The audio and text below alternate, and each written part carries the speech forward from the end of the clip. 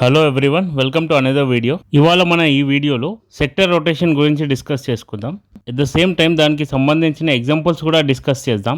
దాంతోపాటు ఒక specific stock గురించి కూడా డిస్కస్ చేద్దాం. అది రీసెంట్లీ స్టాక్ ప్రైస్ చాలా పడిపోయింది. ఆ కంపెనీ రిలేటెడ్ చాలా మంది ఆ కంపెనీ యొక్క టెక్నికల్స్ అండ్ ప్రమోటర్ హోల్డింగ్స్ గురించి కామెంట్ చేస్తున్నారు. సో అంతకన్నా ముందు సెక్టర్ రొటేషన్ అంటే ఏందో మనం తెలుసుకుందాం. ఏదైనా కొన్ని సెక్టర్స్ లో హై రిటర్న్స్ ఇచ్చాయనుకోండి, స్టాక్ ప్రైజెస్ చాలా పెరిగిపోయి ఓవర్ వాల్యూ అయిన తర్వాత ఆ సెక్టర్ నుంచి పెద్ద ఇన్వెస్టర్స్ ఎగ్జిట్ అయిపోయి ఏ సెక్టర్ లో అయితే ప్రైజెస్ అండర్ వాల్యూ ఉన్నాయో, చాలా రోజుల నుంచి కన్సాలిడేషన్ లో ఉన్నాయో, at the same time fundamentals చాలా బాగా ఉండి ఫ్యూచర్ లో గ్రోత్ అయ్యే సెక్టర్ ఏదైనా ఉంటే దాంట్లో ఎంటర్ అవుతాయి. ఫర్ ఎగ్జాంపుల్, కొన్ని సైక్లిక్ సెక్టర్స్ కంటిన్యూస్ గా డౌన్ ట్రెండ్ నడిచిన తర్వాత కొన్ని డేస్ ఆర్ మంత్స్ కన్సాలిడేట్ అయ్యి మళ్ళీ అప్ ట్రెండ్ లో పికప్ అయ్యే అవకాశం ఉంటుంది. అలాంటి సెక్టర్స్ లో ఈ పెద్ద ఇన్వెస్టర్స్ ఎంటర్ అవుతాయి. సైక్లిక్ సెక్టర్ కి ఒక మంచి ఎగ్జాంపుల్ చెప్పాలి అంటే metal and mining sector.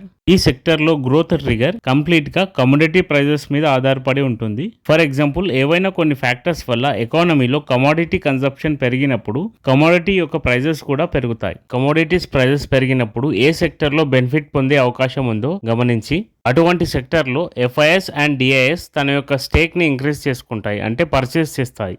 For example, metal and mining sector చూస్తే అది కూడా సైక్లిక్ సెక్టరే. కమోడిటీ ప్రైజెస్ తగ్గినప్పుడు ఇలాంటి సెక్టర్లో డౌన్ ట్రెండ్ నడుస్తుంది. At the same time commodity prices పెరిగినప్పుడు రివర్స్ అయ్యి అది అప్ ట్రెండ్లోకి వెళ్తాయి. ఇక్కడ Nifty metal graph and Tata Steel company యొక్క స్టాక్ చూస్తే మెటల్ ప్రైజెస్ పెరిగినప్పుడు మెటల్ ఇండెక్స్ కూడా పెరుగుతుంది. మెటల్ ఇండెక్స్ పెరిగితే టాటా స్టీల్ స్టాక్ కూడా పెరుగుతుంది. ఎప్పుడైతే నిఫ్టీ మెటల్ డౌన్ ట్రెండ్ లో నడుస్తుందో టాటా స్టీల్ కూడా డౌన్ ట్రెండ్ లోకి వెళ్తుంది. స్టీల్ అనేది కూడా ఒక కమోడిటీ. సో ఇట్లా కమోడిటీ ప్రైజెస్ బేస్ చేసుకొని ఏ సెక్టర్ లో ఎంటర్ అవ్వాలి అండ్ ఏ సెక్టర్ లో ఎగ్జిట్ అవ్వాలి అనేది కమోడిటీ ప్రైజెస్ ని బేస్ చేసుకొని ఎఫ్ఐఎస్ అండ్ డిఐఎస్ డిసైడ్ చేసుకుంటాయి. సో ఏ ఫ్యాక్టర్స్ ని కన్సిడర్ చేసుకొని సెక్టర్ రొటేషన్ అవుతుందో మనం ఇప్పుడు చూడాలి. సో అది తెలుసుకోవాలంటే ఎప్పుడైతే ఎఫ్ఐఎస్ ఏ సెక్టర్ నుంచి వెళ్ళి ఏ సెక్టర్ లో ఇన్వెస్ట్ చేస్తున్నారో మనం తెలుసుకోవాలి ఫస్ట్. సో వీళ్ళు చేసే ఇన్వెస్ట్మెంట్స్ మనం ట్రాక్ చేస్తే సెక్టర్ రొటేషన్ ఎక్కడ జరుగుతుందో మనకి తెలుస్తుంది. ఇప్పుడు ఎఫ్ఐఐస్ అండ్ ఎఫ్పిఐస్ ఎక్కడ ఇన్వెస్ట్ చేస్తారో చూద్దాము.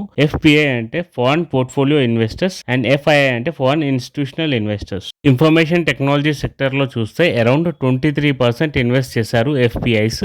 అండ్ నెక్స్ట్ సెక్టర్ వచ్చేసి ఫైనాన్షియల్ సెక్టర్.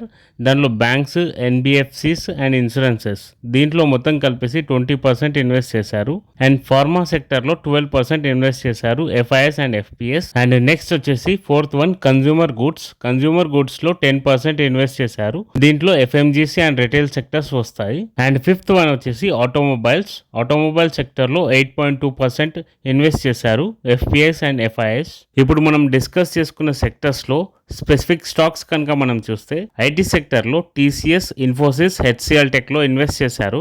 ఫైనాన్షియల్ సెక్టర్ లో చూస్తే HDFC bank, ICICI bank, Kotak Mahindra bank లో ఎక్కువగా ఇన్వెస్ట్ చేశారు.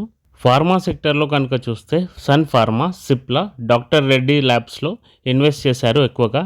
అండ్ నెక్స్ట్ వచ్చేసి కన్జ్యూమర్ గూడ్స్ ఆర్ రిటైల్ సెక్టర్లో చూస్తే హిందుస్థాన్ యూనిలివర్, ఐటీసీ, నెస్లే ఇండియాలో ఇన్వెస్ట్ చేశారు.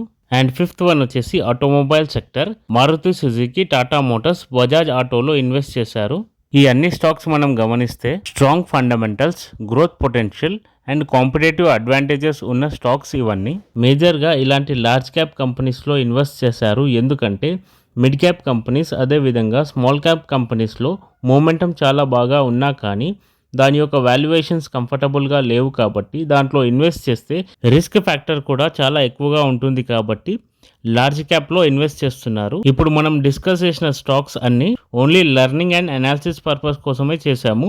బై ఆర్ సెల్ రికమెండేషన్ కాదు. ఇన్వెస్ట్మెంట్ డెసిషన్స్ తీసుకునే ముందు మీ యొక్క ఫైనాన్షియల్ ఎక్స్పర్ట్స్ని కన్సల్ట్ అయ్యే తీసుకోండి.